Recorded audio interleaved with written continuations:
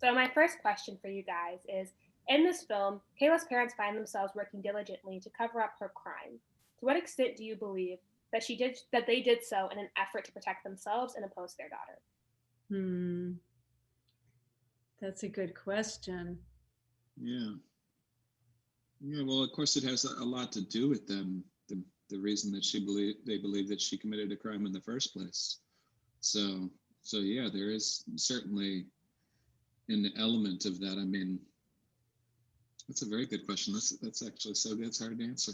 It's such a good question because like it really does expose that fear of these characters and being bad parents versus, Their you own know, exactly, yeah. And as soon as they do start lying about it, they're culpable too. You know, they're accessories. So they're all in that sinking boat together.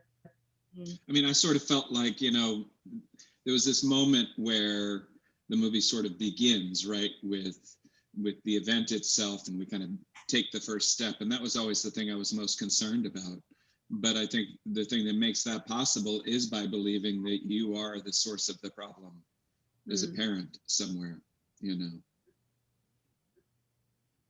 It's your problem that she has inherited.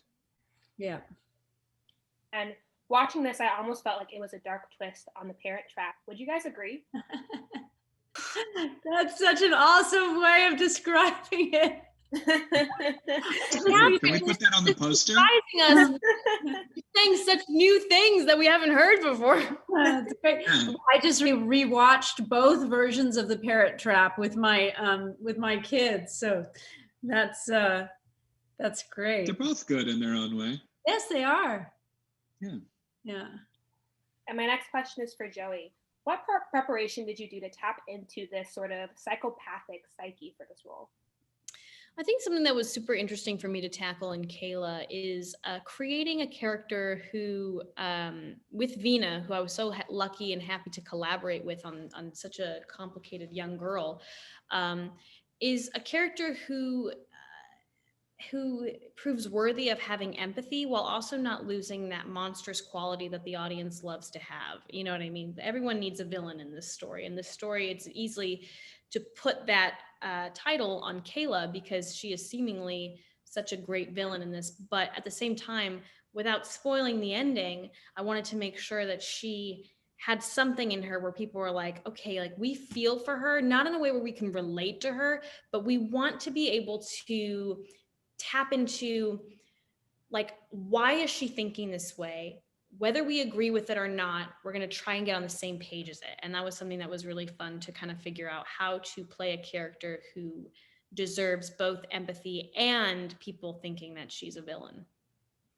And with Halloween being around the corner, what are some of you guys' favorite horror films to sort of get into this holiday spirit?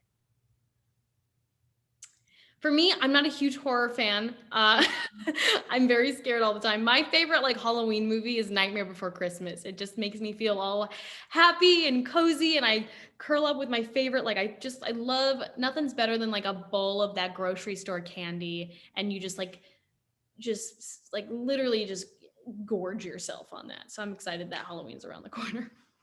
I mean, the scary movies. What's that? I said anything with Satan. Oh yeah.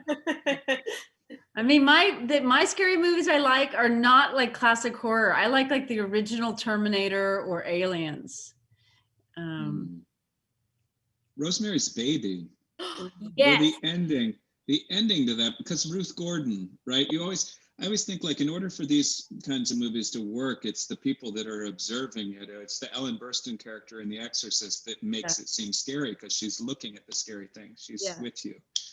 But Ruth Gordon in Rosemary's Baby, she ends up being really scary. Really scary. One of my also weird favorite horror movies is it's old. I can't even remember. No, it's not that old. I mean, it's older, but one of my it's so weird. It's called The Abominable Dr. Phibes. It's a very it's not very popular. It wasn't like a huge hit or anything. It's just like one of the weirdest horror movies I've ever seen. It made me feel uncomfortable. It was also really funny. It was also very like janky, and it was just like not very good. And I was like, it's one of my favorite horror films because you're just like, what is happening? This plot is so hard to follow. Oh yeah. Well, that's it for today. Thank you guys so much. Thank you so much, Catherine.